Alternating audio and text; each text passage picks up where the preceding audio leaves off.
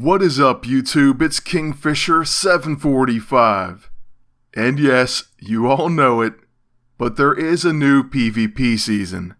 And as always, we do a first look and overview about that.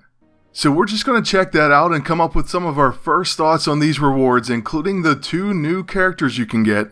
The first being Phyla-Vell. She of course is going to be the Adamantium League reward, and it looks like her class is actually a Bruiser-Scrapper hybrid. Now apparently she has so many passives that they're cut off, so we only can see Avatar of Oblivion right here.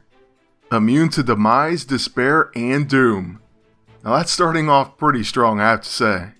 We'll get into her abilities and her other passives in just a moment, but first, for Gold League it's 10 gold, and then for Diamond, it's going to be a weapon called the Dark Edge.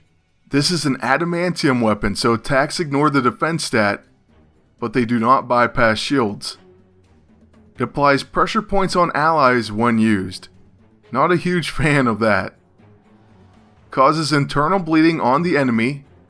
Then it has Circle of Evil. Weakened, dizzy, exposed, and slowed. Reduced total damage. And Corrupting Pact. Unlocks additional effects as the user gains the following harmful effects. Dizzy gains Desperation. Exposed gains Exploit Bleeding. Slowed gains an extra turn when Dark Edge causes an enemy KO. And Weakened gains Exploit Corruption. Now once again, I could be wrong, but I really don't like putting debuffs on myself. It just usually sets up someone else. So I'm not a huge fan of this weapon currently. Lastly, we have the Scrapper's Vortex suit, and of course it has 3 E-ISO slots and Residual Vortex Energy, so it's going to grant close quarters combat to the team. Of course it works just like the Infiltrator Vortex suit.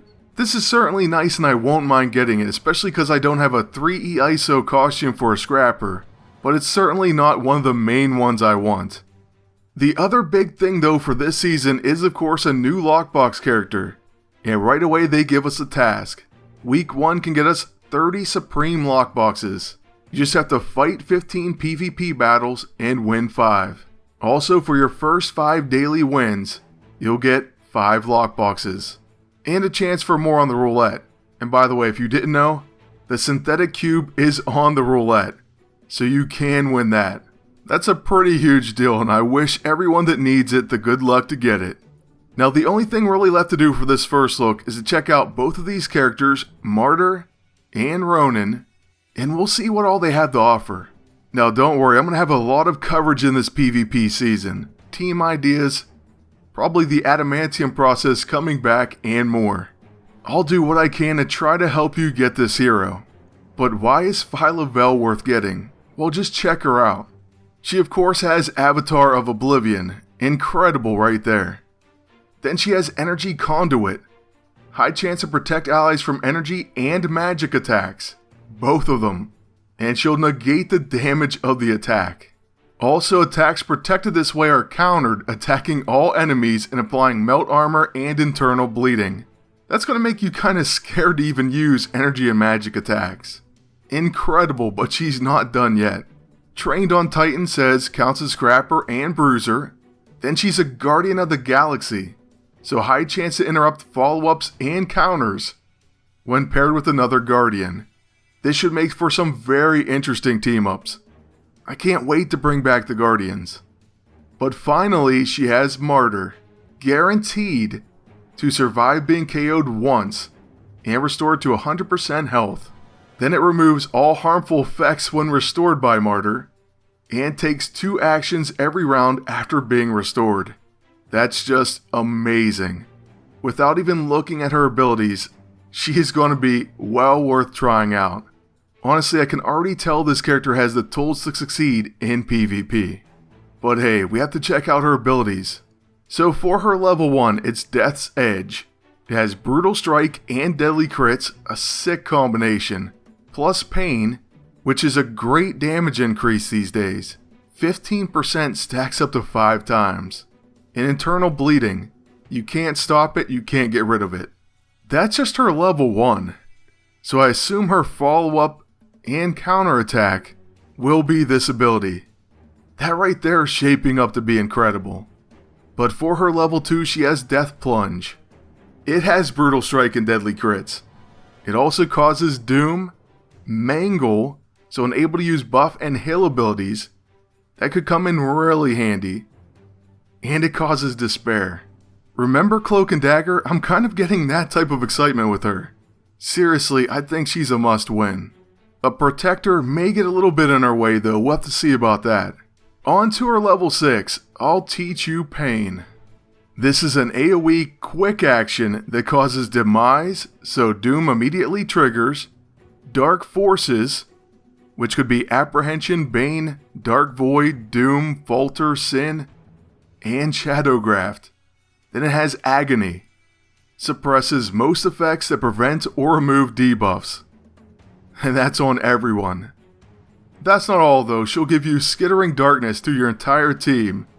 50% chance to avoid attacks, and attacks become stealthy. Well, Protector issue solved. I didn't know if I could like this character more, but this really pushes her over the edge. So the only thing left to see is her level 9, Pray to Your Gods. It's a ranged energy attack with deadly crits, exploit attrition, exploits bleeds, high crits to go along with deadly crits, and it causes Fatal Blow. So that should be a knockout move. I like her. I don't know, we're gonna have to see her in action, but she should be amazing. Let me know what you think about her in the comment section below. But as for Ronan, it's Guardian Ronan. And he's going to be a bruiser, not a tactician. So that's interesting, I kind of wish he was both. But he comes with enhanced Kree speed. Chance to take an extra turn each round that does not apply exhaustion. That could be very nice. Then he has Supreme Accuser. Ronan and his allies have a chance to gain Wind Up and Epiphany before using offensive skills. So more damage and a guaranteed crit. That's pretty nice. For his level 1 we have Hammer Smash. Causes staggered, cornered, and near fatal. So they can't dodge most attacks, ignores most avoidance effects, takes away their protect, and of course, near fatal is always nice.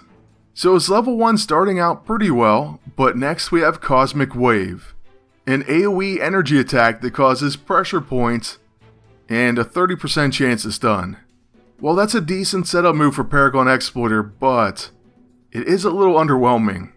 It's kind of the overall theme about him after just looking at Phyla-Vell. At least on his level 6 though, we do have a multi-function. First we have Stasis Field. It gives Empowering Shield. This is a shield effect that absorbs incoming damage, grants Shield Slam, reduces damage taken by 30%, and removes and prevents debuffs while active. So all in all, not a bad self buff. Then we have Universal Charge, an all allies buff that gives Rising Up, Kree Speed, so takes 2 actions after a full round, and Kree Strength. Single target attacks gain Finest Hour, and Exploit Opportunity. Now here's the big one right here. This is an incredible buff. I really wish he was a tactician at this point. But you could mess around and try to give him Rally, or at the very least with Knight America, imagine resetting the cooldown on this one and using it again. After that we have an AoE debuff that causes Neutralized, Impaired, Disadvantage, and Incapacitation. That's quite a bit off one ability. It certainly sets up Opportunity to go along with that buff. So all in all, his level 6 multifunction does save him somewhat.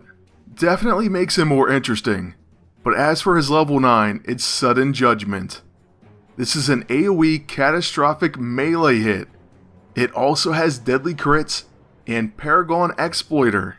So imagine with that buff, Finest Hour, Exploit Opportunity, and Paragon Exploiter.